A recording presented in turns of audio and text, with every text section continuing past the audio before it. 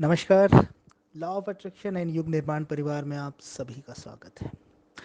हमारा मन लगातार चल रहा है, दौड़ रहा है, भाग रहा है।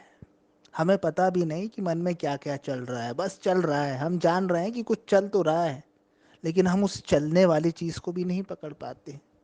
हम इतने भी जागरूक नहीं हैं कि मन में क्या हो रहा है उसे ठीक ठीक देख पाएँ। बस चल रहा है, कहीं न कहीं मन लगा रहता है। सुख आ रहा है, दुःख आ रहा है, कष्ट आ रहा है, पीड़ा आ रही है। बैठे-बैठे हम हँस देते हैं, पता नहीं कोई रहता नहीं लेकिन हमें हँसी आ जाती है, कभी गुस्सा आ जाता है। हमारी पूरी शारीरिक गतिविधियाँ इस मानसिक गतिविधि से संचालित होती है या कहीं न कहीं मन का शरीर पे प्रभाव पड़ रहा होता है। अगर हम चाहें तो हम अपने इस मन को रीबूट रीस्टार्ट कर सकते हैं। अब ये क्या होता है? देखिए, कंप्यूटर में ना जब कंप्यूटर हैंग होने लगता है या बहुत सारी फाइल्स या कुछ ऐसा करप्ट होने लगता है, हैंग होने लगता है, तो उसे रीबूट कर दिया जाता है, रीस्टार्ट कर दिया जाता है। मोबाइल के मामले में भी यही होता है। मान लीजिए आपके मोबाइल में बहुत सारे प्रोग्राम खुले हैं, बार बार ये हैंग हो रहा है, कोई दिक्कत आ रही है और आप बहुत प्रयास करने के बाद भी इसे ठीक नहीं कर पा रहे हैं, तो आप उसे रीस्टार्ट कर देते हैं ना, उसे थोड़ी देर के लिए बंद कर देते हैं ना। वैसे ही मन के साथ कर दीजिए। जब आपको लग रहा है कि आपके मन में बहुत विचार चल रहे हैं, बहुत ज़्यादा चीज़ें चल रही हैं, तो आप मन को रीबूट कर दीजिए, रीस्टार्ट कर दीजिए। तो रीबूट और रीस्टार्ट की बटन कहाँ है, आप पूछेंगे। बटन कहीं नहीं है, फिजिकल बटन कहीं नहीं है। आप एक शांत जगह पे बैठ जाएं, आंखें बंद करें और बस पूरी तरह से विचार शून्यता में चले जाए। नो माइंड की स्टेज, जहाँ पर कोई विचार नहीं है, कोई भाव नहीं है, जहाँ सिर्फ आप हैं। और ये स्टेट कब आएगी? ये स्टेट आएगी जब आप पूरी तरह से विचारों से ऊपर उठ जाएंगे या पूरी तरह से आप अपने विचारों के साक्षी हो जाएंगे। आप विचारों के अगर साक्षी हो गए, अगर आप विचारों की इस ट्रैफिक को देखने में सफल हो गए, बिना कोई निर्णय के, बिना इनमें शामिल हुए, तो ये मान लीजिए कि आप रीबूट की स्थिति में आ गए, रीस्टार्ट की स्थिति में आ गए, स्टैंड बाय की स्थिति में आ गए, या मन को आपने बंद कर दिया। जैसे हम कोई चीज़ गर्म हो जाती है ना, कोई इलेक्ट्रॉनिक आइटम, टीवी हो या हमारी गाड़ी हो, बहुत ज़्यादा चलने के बाद गर्म हो जाती है, तो उसे थोड़ी देर हम रेस्ट दे देते हैं ताकि वो प्रॉपर तरीके से चल सके।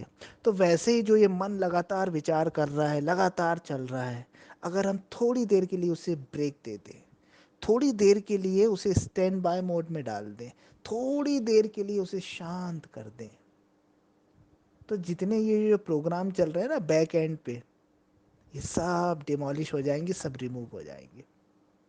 मोबाइल और कंप्यूटर में कई बैक एंड पे चीज़ें चल रही होती हैं, वो हमारी बैटरी का नाश कर रही होती है। वैसे ही हमारे जीवन में जो ये मन में जो ये विचार चल रहे होते हैं, ये कहीं ना कहीं हमारी ऊर्जा का नाश कर रहे होते हैं, इनका हमें पता भी नहीं होता। तो आप बस अपने आप को बंद कर लें, अपने मन को बंद कर लें कुछ देर के लिए, पूरी दुनिया से हटा दें, सब जगह से उसके संपर्क काट दें और सिर्फ भीतर ठहर जाएं, रुक जाएं। कुछ लोग इसे ध्यान कह सकते हैं, कुछ लोग इसे जागरूकता कह सकते हैं, कुछ लोग इसे माइंडफुलनेस कह सकते हैं। शब्द अलग अलग हैं, लेकिन इसका कार्य एक ही है, आपके मन को शांत कर देना, आपके मन को निश्चल कर देना। जैसे हम मान लीजिए पानी है, उस पानी में गंदगी आ गई है, मिट्टी आ गई है, और उस पानी को हम और शेक करेंगे और हिलाएंगे, तो वो मिट्टी तो उसमें और घुली मिली रहेगी ना, वो कभी उससे हट नहीं पाएगी और पानी मटमैला ही दिखेगा। लेकिन अगर हम पानी को शांत छोड़ दें, बस रख दें उस पात्र को, तो आप देखेंगे कि सिर्फ उसे स्थिर शांत छोड़ देने में पानी अलग हो जाएगा और मिट्टी नीचे के तल पे बैठ जाएगी। वैसे ही अगर हम मन को सिर्फ खाली छोड़ दें, शांत छोड़ दें, निर्विचारता में चले जाएं, तो अपने आप देखेंगे कि फालतू की चीज़ें, फालतू के जो विचार हैं, फालतू की जो चीज़ें आपको परेशान कर रही थी, वो अलग हो जाएंगी और आप अलग हो जाएंगे।